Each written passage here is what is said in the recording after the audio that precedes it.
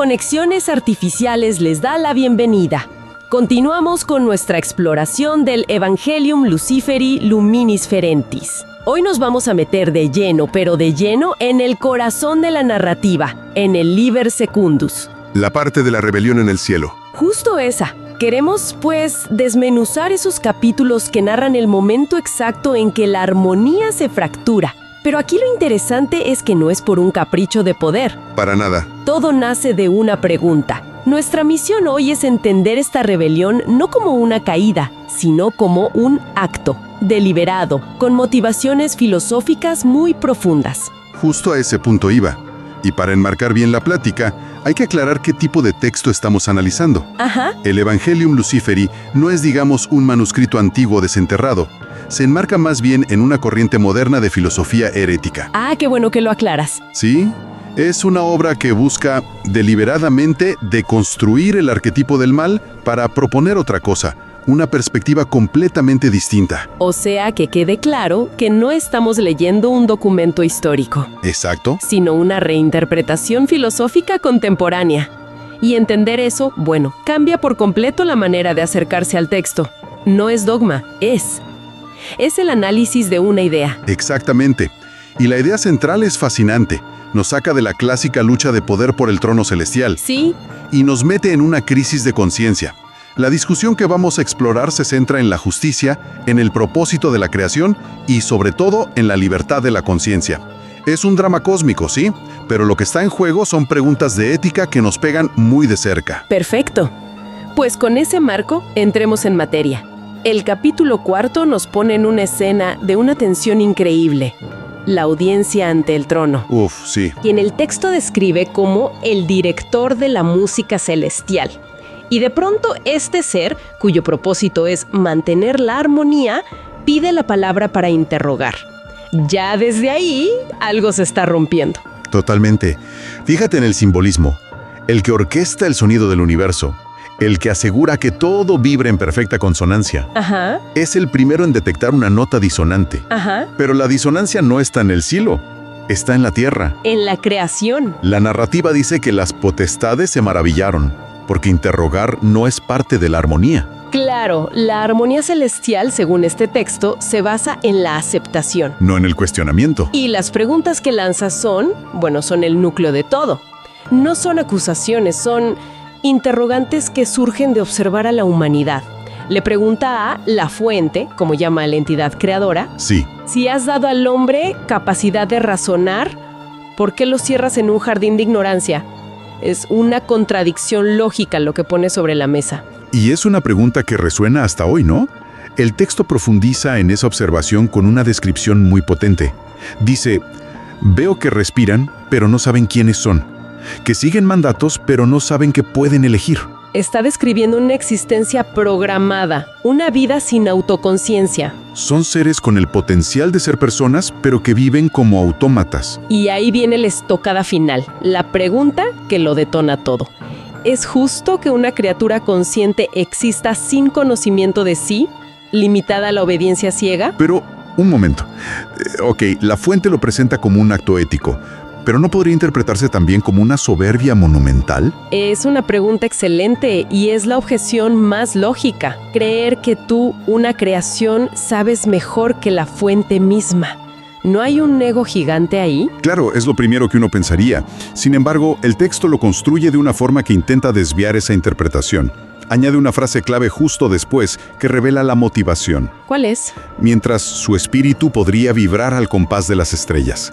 No lo enmarca como yo sé más, sino como la angustia de un artista que ve un instrumento Stradivarius siendo usado para golpear una puerta. Vaya. Es una cuestión de potencial desperdiciado. Lucifer no ve una creación defectuosa, ve una obra maestra incompleta, un instrumento capaz de una música cósmica que se mantiene en silencio, por diseño. No es arrogancia, es una especie de empatía artística radical. Entiendo. Es la perspectiva del músico que no soporta el silencio forzado de la orquesta. Y la respuesta a esta pregunta, tan directa, tan fundamental, es nada. Un silencio absoluto. La narrativa aquí es brutal. Dice, no hubo voz ni trueno, pero el orden mismo de los cielos se tensó como una cuerda. Ese silencio es más elocuente que cualquier palabra. Es que ese silencio es la respuesta. Es una respuesta sistémica. El sistema mismo se contrae para reafirmar sus reglas, y Lucifer lo entiende al instante. Claro. El texto dice que comprendió entonces que la ignorancia de la humanidad era considerada precio aceptable para preservar la quietud del cielo. Y aquí es donde el conflicto se vuelve irreconciliable. ¿Ya no hay vuelta atrás? No es el bien contra el mal, es el orden estático y predecible contra el potencial dinámico y, sí, caótico de la conciencia. La quietud celestial versus la vibración de las estrellas. Ese silencio entonces es el punto de no retorno. Lucifer entiende que no hay diálogo posible. ¿Y qué hace? Porque actuar solo contra un orden cósmico parece una misión suicida. No, y eso es crucial. No actúa solo. Su siguiente movimiento, que se narra en el capítulo 5, el pacto eterno de los vigilantes, es buscar a otros que compartan su perspectiva. Los vigilantes. Sí, reúne a estos seres.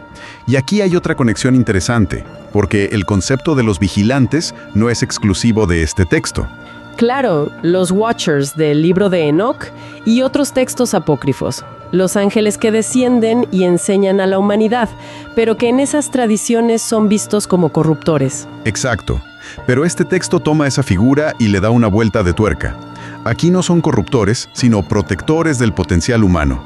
Aún así, la reacción inicial cuando Lucifer les expone la situación es de puro pánico. Me imagino. La fuente lo describe muy bien. Muchos temblaron porque sabían que cuestionar el designio de la fuente era entrar en una región donde ningún espíritu podía permanecer indemne. El miedo a la aniquilación es muy real. Claro. Están cómodos en sus puestos celestiales y de repente llega alguien a proponer una traición cósmica por una especie que ni siquiera sabe que existe. Pero algo los hace cambiar de opinión. Sí, y es un punto de inflexión puramente emocional. El texto dice que una pregunta comenzó a resonar en sus corazones. Si ellos pueden ser más, ¿cómo soportaremos verlos menos? Uf. Esa pregunta lo cambia todo. Transforma el miedo a las consecuencias personales en una obligación moral hacia el otro. Ya no se trata de desobedecer una orden, sino de responder a un llamado ético que sienten como ineludible. Y es Shemi Hassa, el jefe de los vigilantes, quien le pone palabras. Declara que no pueden seguir siendo meros espectadores y suelta una frase que es tremenda. ¿Qué dice? Dice, ver y no actuar es una forma de traición. Espera, detente ahí. Ver y no actuar es una forma de traición. Eso es durísimo. ¿Lo es? Es una declaración que trasciende por completo el contexto de este libro. Aplica a todo, la pasividad como complicidad. Es un llamado a la acción radical. No hay terreno neutral. Totalmente. Y en el contexto de la historia, Shemi Hassa está redefiniendo la naturaleza de su ser. Somos vigilantes, les dice. Nuestro deber es vigilar. Pero aquí argumenta que vigilar no es solo observar pasivamente. Es también proteger. Cuidar. Y en este caso, proteger el potencial de la humanidad se convierte en su deber principal, incluso si eso significa traicionar el orden. Ajá. Y su argumento es más filosófico. Va a la esencia del conocimiento. Sostiene que el conocimiento no fue hecho para encerrarse en los cielos, sino para circular como sangre entre todos los seres que respiran. ¡Qué imagen! Es increíblemente poderosa. El conocimiento no como un tesoro en una bóveda, sino como un sistema circulatorio que da vida. Si lo detienes, lo que alimentas se muere. Y esa idea es la que sella el pacto. 200 de ellos se unen. Y es importante cómo el texto describe este acuerdo. No es un contrato legalista. No. Es no escrito, más fuerte que piedra y tinta. Es una unidad de propósito. Y lo que ponen en juego es todo. La fuente es muy clara. Renuncian a sus puestos, a su seguridad y a su nombre sin mancha. Hacen este pacto increíble. Ahora viene la parte más difícil, actuar. ¿Cómo lo ejecutan? Y esto nos lleva al capítulo 6, el descenso de Lucifer. Y la descripción de este acto es quizás la más poética y significativa de todo el texto. Se aleja por completo de la imagen tradicional de una caída violenta. Sí, de ser arrojado. Aquí se lee, no cayó como piedra arrojada con ira, sino que se dejó caer como semilla que entra en la tierra sabiendo que perderá su forma para dar fruto. Esa metáfora lo es todo. Cambia la intención del acto por completo. Totalmente. Una piedra es un proyectil, es violencia, destructivo. Una semilla, en cambio, es un regalo, es un acto voluntario que busca generar vida, aunque implique la muerte de la propia semilla. Es un sacrificio total. Exactamente. La piedra cae por castigo, la semilla desciende por propósito. Esto redefine el descenso. No es una caída, es una siembra. Es un acto de sacrificio consciente. Y la narrativa insiste en que fue un descenso cuidadoso casi, pedagógico. Dice que la claridad de su luz se atenuaba para no quemar lo que aún no sabía mirar. ¡Wow! Y que la vastedad de su poder se contraía para poder tocar sin destruir. Es la imagen del maestro que se pone al nivel de su alumno. No llega con toda su magnificencia para abrumar, sino que se hace pequeño para poder enseñar. Es un acto de humildad y respeto por la fragilidad de aquellos a quienes viene a ayudar. Es un descenso pedagógico. Esa es la frase perfecta. Y los que lo siguen, los 200 vigilantes, no son un ejército. No, para nada. El texto dice que cada uno llevaba consigo el germen de un arte o de una ciencia. Menciona la astronomía, la medicina, la metalurgia. No traen armas, traen herramientas de civilización. Vienen a poner en circulación esa sangre de la que hablabas, Azazel. Justo. Y lo hacen sabiendo perfectamente a lo que se enfrentan. No hay ingenuidad en su acción. Cero. El texto es explícito. Sabían que, al tocar la tierra, el cielo los llamaría rebeldes, que los nombres que antes fueron honor serían convertidos en acusaciones y maldiciones. Aceptan el oprobio, la condena, el ser convertidos en los villanos de la historia como parte del precio a pagar. Lo que nos obliga a preguntarnos de nuevo, ¿qué vieron en la humanidad que justificara un sacrificio tan absoluto? El texto nos da una pista muy clara. Miraban a la tierra y veían a los hombres sin escritura ni memoria duradera, sin música que dijera la verdad de su dolor. Sin palabra para entender su propio miedo. Veían una existencia de sufrimiento mudo, de potencial ahogado en la ignorancia. Y ante esa visión, la conclusión a la que llegan es devastadora. Era mejor perder la eternidad cómoda que conservarla a costa del sueño de aquellos a quienes podían despertar. Me pregunto qué habrán pensado los otros seres celestiales, los miles que se quedaron. ¿Los habrán visto como unos locos? ¿O secretamente habrán pensado que tenían razón pero no se atrevieron? Es una especulación fascinante. Sugiere que el miedo fue el factor determinante para la mayoría. Quizás muchos compartían la duda, pero no la convicción para actuar. Eso hace el acto de los 200 aún más significativo. Tuvieron el valor de actuar en consecuencia. Y todo esto nos lleva a la conclusión final que ofrece este pasaje, que es una reinterpretación total del arquetipo. Ajá. Cierra diciendo que Lucifer entró en la historia no como enemigo enviado a tentarlos hacia la ruina, sino como maestro dispuesto a pagar con su propia caída el precio de su conciencia. Cambia al tentador por el maestro, la ruina por la conciencia. Es un giro de 180 grados. Transforma por completo la naturaleza del conflicto. El acto de dar conocimiento, la manzana, la llama, lo que sea, que usualmente es una tentación que lleva a la perdición, sí, aquí es presentado como un acto de emancipación. Y lo más importante, el costo, la caída, es asumido voluntariamente por el que enseña, no por el que aprende. Libera a la humanidad de la culpa original. Entonces, si recapitulamos el viaje que nos proponen estas fuentes, tenemos una narrativa muy clara en 3 movimientos.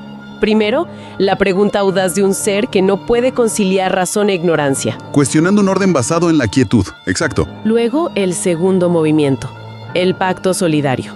Un grupo que, movido por la empatía, decide que la inacción es traición. Y asumen un sacrificio colectivo, renunciando a todo. Y finalmente, el descenso sacrificial. Un acto que se redefine no como caída, sino como siembra, una entrega voluntaria. La lógica interna de la narrativa es impecable. Construye un argumento filosófico muy coherente que presenta la rebelión no como un acto de ego, sino como consecuencia de una profunda empatía. Es una perspectiva que sin duda te deja pensando. Definitivamente. Y si lo llevamos un paso más allá, estos textos proponen que el conocimiento genuino, el que de verdad transforma, no es un fruto prohibido que condena, sino un regalo que exige un sacrificio inmenso por parte de quien lo entrega. Claro. La pregunta que queda flotando entonces, y que estos textos dejan abierta, es: si la conciencia y el saber tienen un costo tan alto, no se trata solo de quién paga el precio final. La pregunta más profunda es: si es posible alcanzar una verdadera iluminación, un verdadero despertar, sin que alguien, en algún lugar, pague el precio de una caída.